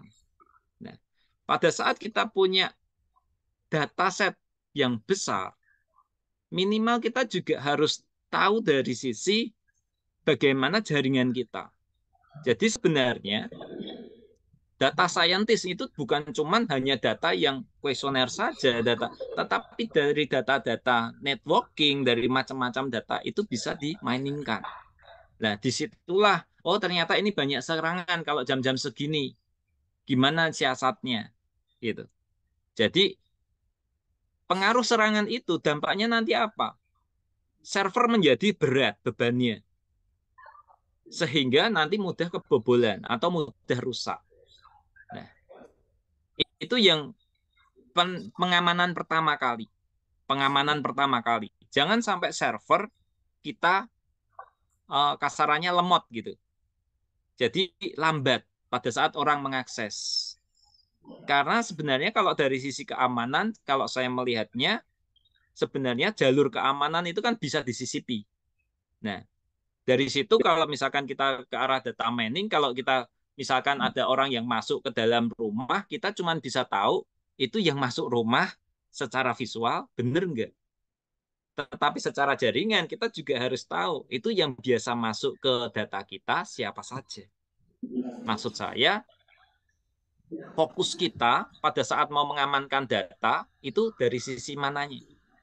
Jadi kita sebenarnya bisa mengamankan data kita, data pelanggan itu dari situ. Terus kalau untuk meningkatkan loyalitas, tadi ada loyalitas juga, kenyamanan pelanggan, ya berarti kita melihat dari sisi jangan sampai data itu disebarkan. Mungkin malah bukan jawaban data mining untuk hal itu. Mungkin kalau saya melihatnya dari sisi itu, Mas. Ini yang tadi saya dengar seperti itu. Transaksi demografis, karena transaksi demografis itu setiap daerah itu dipengaruhi jaringan kan apa enggak kayak gitu. Sebenarnya zaman sekarang itu demografis itu sebenarnya hanya pengaruh ke arah jaringannya lebih kuat apa enggak sih? Mungkin ngoten Mas, kalau misalkan kita diskusi aja. Oke, terima kasih Pak. Satu lagi mungkin yang cewek biar imbang.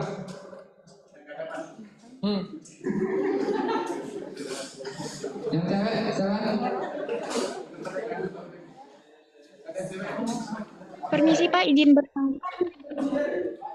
Oh iya, ada yang dari Zoom, Fitri. Zoom? Fitri. Boleh. Izin bertanya Pak. Ya, silakan. Monggo. Bismillahirrahmanirrahim. Assalamualaikum warahmatullahi wabarakatuh.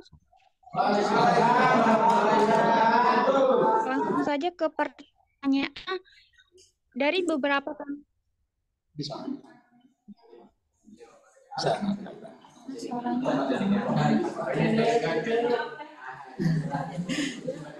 Tapi bapaknya kayaknya dengar. bertanya, Monggo, Mbak. Ditulis saja nggak apa-apa. Assalamualaikum warahmatullahi wabarakatuh. dari beberapa tantangan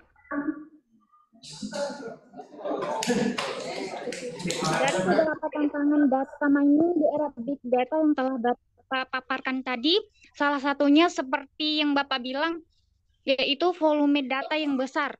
Nah, pertanyaannya bagaimana cara mengatasi data tersebut sehingga bisa digunakan dan cocok sesuai kapasitas mesin atau aplikasi yang kita gunakan.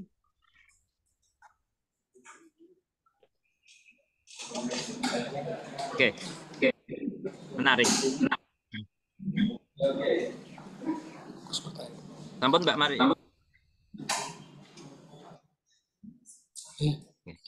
Monggo Pak, silakan. Izin menjawab ya. Ya, Pak. Saya mengolah data dengan jumlah mungkin kalau dihitung masih sedikit ya.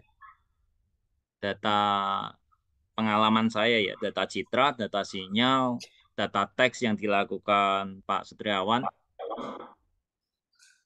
Saya melakukan pengolahan data misalkan dari data sinyal, data citra dulu. Sekarang jangan teman-teman coba bayangkan kamera yang teman-teman punya itu kan berapa megapiksel? Misalkan 16. Satu gambar dengan data 16 megapiksel dikalikan dengan jumlah gambar yang teman-teman punya. Misalkan antara 1000 kayak gitu. Sekarang coba 16 megapiksel itu 16 juta piksel. Dikalikan 1000 data. Itu kan datanya besar. Kita kasih contoh lagi dulu aja. Data text mining yang dilakukan Pak Suryawan itu data YouTube. Data YouTube bisa jadi satu komentar orang mencapai puluhan ribu data. Satu kalimat. Satu kalimat dia memiliki lebih dari 5 kata. Misalkan kalau ada 1000 data, satu kalimat punya 5 kata. Berarti 5000 kata. Itu masih sedikit sebenarnya. Nah, data sinyal. Satu suara kita dalam 1 detik, itu panjang gelombangnya panjang sekali. Teman-teman sama-sama menyampaikan huruf A dengan panjang gelombang dengan dengan kata yang sama A memiliki panjang gelombang yang berbeda-beda. Itu diolah. Tadi pertanyaannya bagaimana mensiasati. Untuk data citra tadi, salah satu cara saya adalah melakukan resizing data. Jadi, saya menambahkan sebuah metode karena kita harus berpikir bukan menambahkan alat. Karena kalau kita menambah alat, nggak akan pernah cukup. Jadi kita harus berpikir, ini diresize bisa, diukuran dikecilkan bisa. Pada data teks, kalau misalkan teksnya itu banyak sekali, kan ada data teks yang kata-kata, misalkan kata bermain.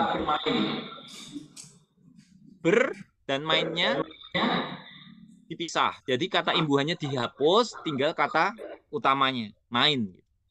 Kata yang, kata ganti orang, semuanya dihapus. Dampaknya adalah apa? Data menjadi lebih kecil. Terus ada data sinyal tadi. Sama-sama huruf A, ternyata teman-teman pada saat mau menyampaikan A, ada jeda. Dan setelahnya waktu pemotongan juga ada jeda. Kita bisa memotongnya. Nah, akhirnya ukurannya menjadi kecil. Itu mempengaruhi. Selanjutnya, pada saat kita sudah melakukan resesi, reproses, mengurangi data, masih kayak gitu. Nah, salah satu caranya adalah menggunakan metode. Jadi kita bisa reduksi dimensi, mengurangi data. Jadi jawaban saya adalah kita bisa memanfaatkan metode untuk memperkecil atau mengubah data yang intinya datanya sama dengan metode itu masih tetap dianggap sama. Seperti itu, Mbak. Jadi kita tidak boleh atau tidak harus berpikir bahwa wah perangkatku nggak cukup nih, saya harus beli perangkat. Nggak akan cukup kita. Ingat, Google punya ribuan core, komputer server. Kita sebagai mahasiswa, sebagai dosen peneliti saja, itu kalau misalkan beli server sampai 3.000, satu servernya kita harus berhitung. Jadi kita harus berpikir bahwa perangkat kita harus bisa dengan cara apapun. Nah, penelitian itu diizinkan, tapi penelitian itu memaksa kita untuk bercerita sejujur-jujurnya.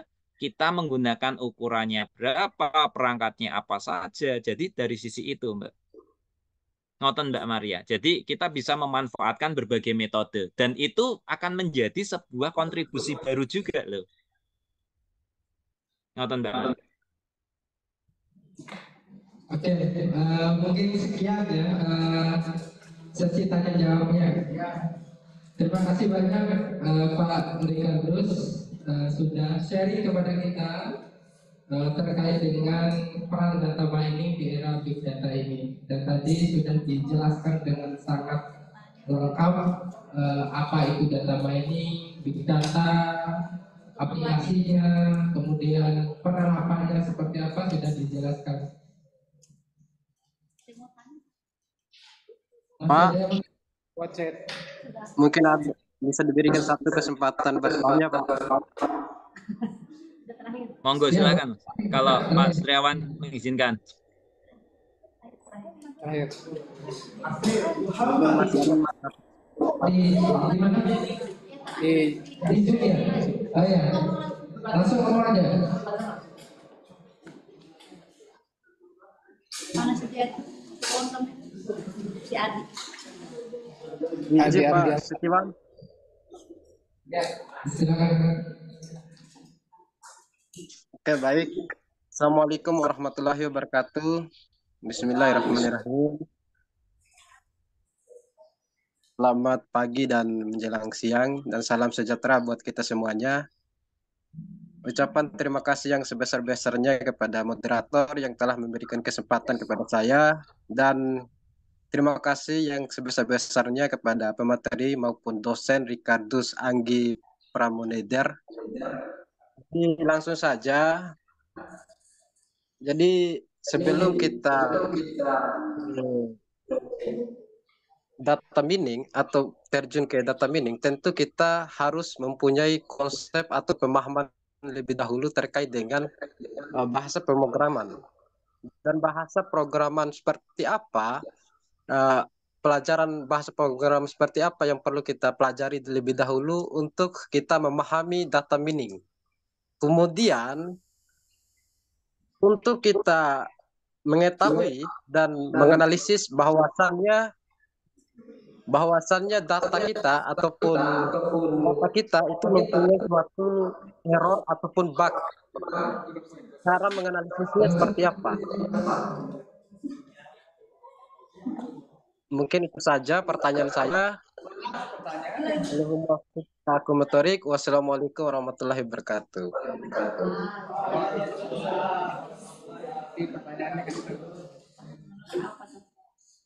Pertanyaan bagus juga ini. Cuman saya masih agak bingung dengan bug yang dimaksud ya. Kalau misalkan data mengalami masalah, itu biasanya itu macamnya adalah datanya kosong, tidak berisi, kosong atau tidak berisi, datanya salah isi, kayak gitu. Salah isi dalam arti formatnya berbeda. Nah, kalau seperti itu, kalau kita mainkan langsung di program, biasanya program langsung error, pastinya. Nah, biasanya pada saat sebelum ke arah program, kalau dari diri saya melihat secara sekilas. Saya statistikan biasa pakai Excel. Mungkin kalau data kita ukurannya besar, mungkin kita capek ya untuk melihat. Capek untuk lihat satu persatu datanya benar apa enggak. Itu mungkin capek. Tapi pada saat kita pakai Excel, kita buat rata-rata, pasti error. Kalau misalkan kita pakai program, kita buat aja, kita cari rata-ratanya setiap kolom, setiap baris. Kalau misalkan bisa, kita anggap benar. Itu bugnya.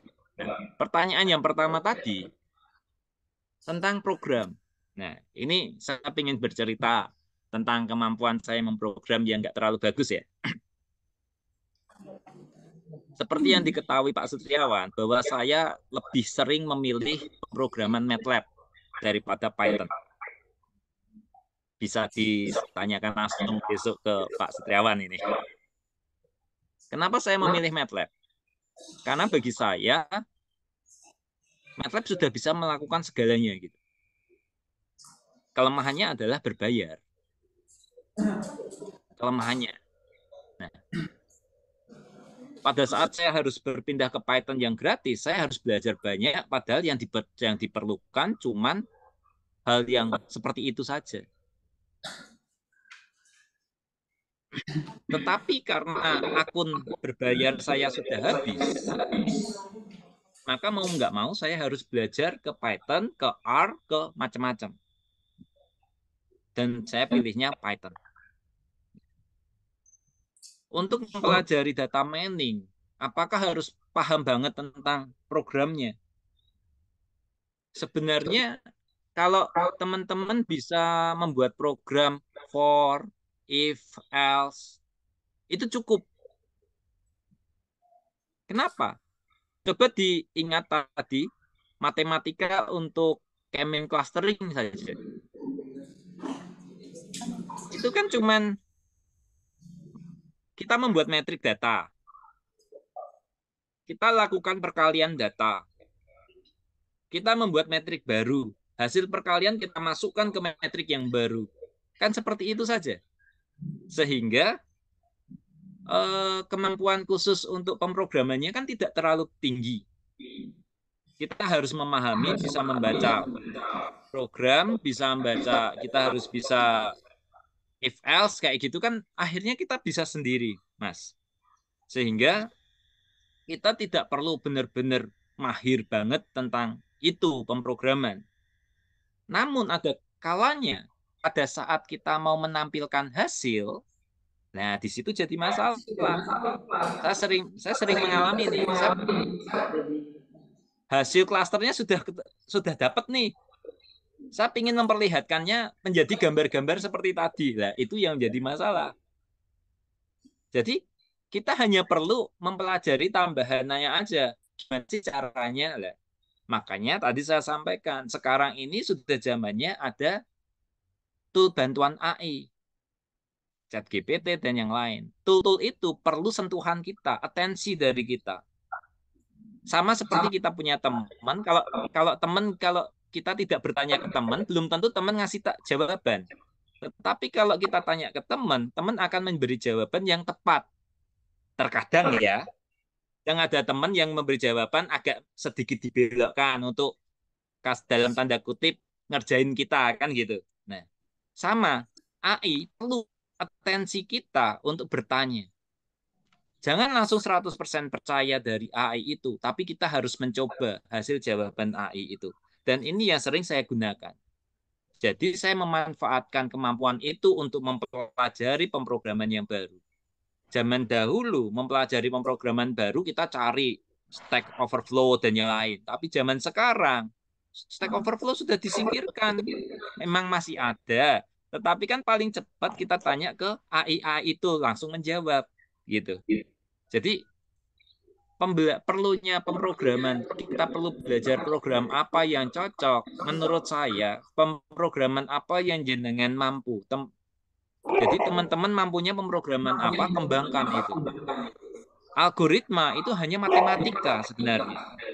Tetapi ada yang panjang banget, sehingga kita cuma pakai library saja. Kita pakai library, kita memahami library itu. Jadi jawaban saya adalah, ya pemrograman apa yang jenengan mampu, itu tolong dikembangkan saja. Kalau memang perlu belajar ke pemrograman yang baru, sudah ada bantuan kok. Kita bisa, kalau nggak tahu, kita bisa minta tolong, kayak gitu. Mungkin itu jawaban saya, Mas. Oke, terima kasih Pak Rikardus.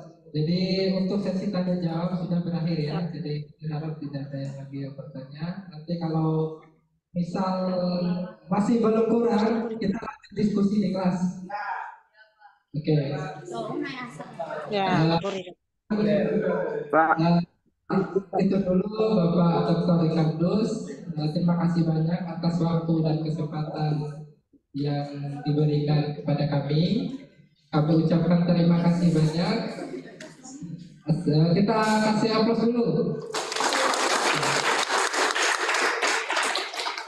Mungkin sebelum kita tutup Pak, kita foto bersama dulu mungkin ya. Sebenarnya Caranya gimana? Gimana caranya? Ada foto dari sana.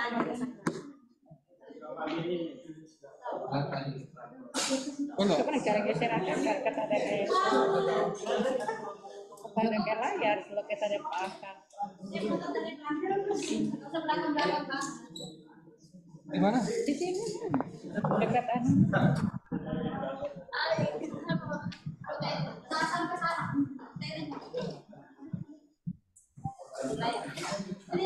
Berarti mas. Oke.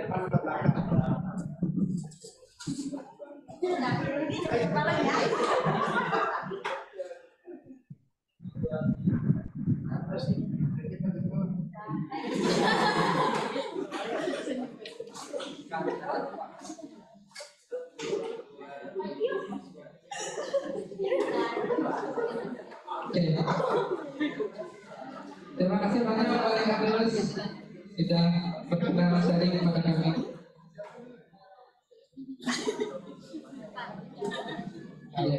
Ya, terima kasih Mas Putriawan. Terima kasih teman-teman semuanya Buka Prodi yang telah memberikan waktu untuk saya untuk sharing ke teman-teman. Mungkin gitu aja. Kalau nanti kita ketemu di sekolah Bapak.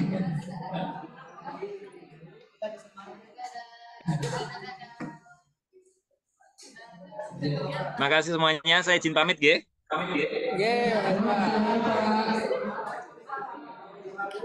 Oke, Mas. Saya pamit, Rian. Suwun semuanya.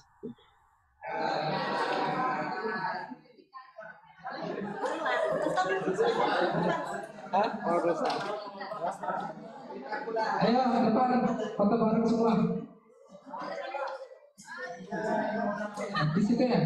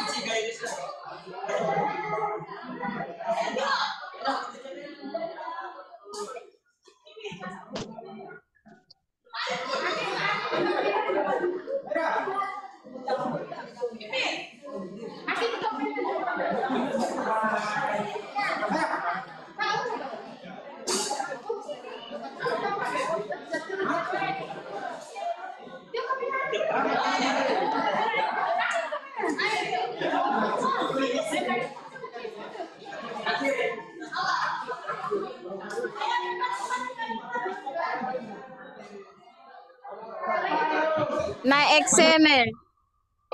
Bu Nina.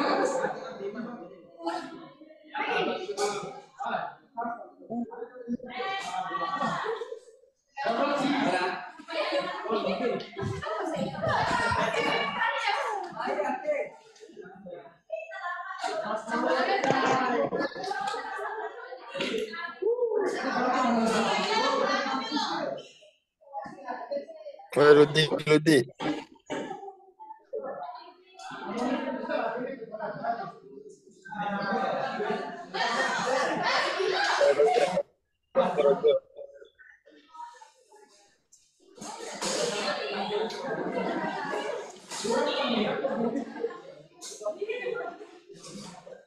Lucu-lucu main aja pamer.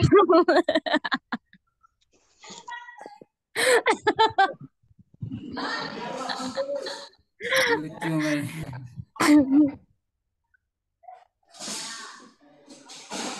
Amca.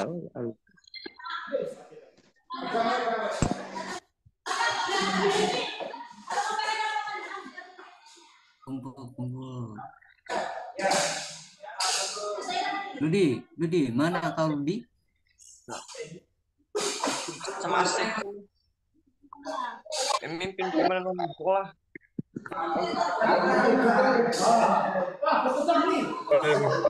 Mas Asep. Asik. Aduh, kemarin lo tekan ke bom atom rek. Ini ala gue nih.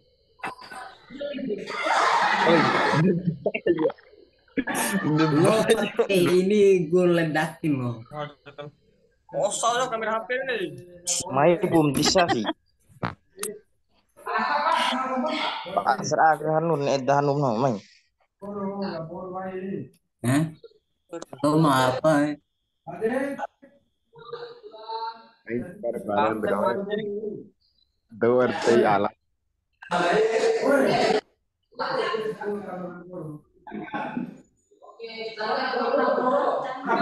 Ini kamera VLG.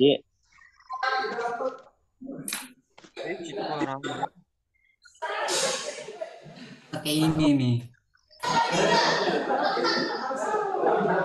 Karaoke kayak ini. Ini alat karaoke.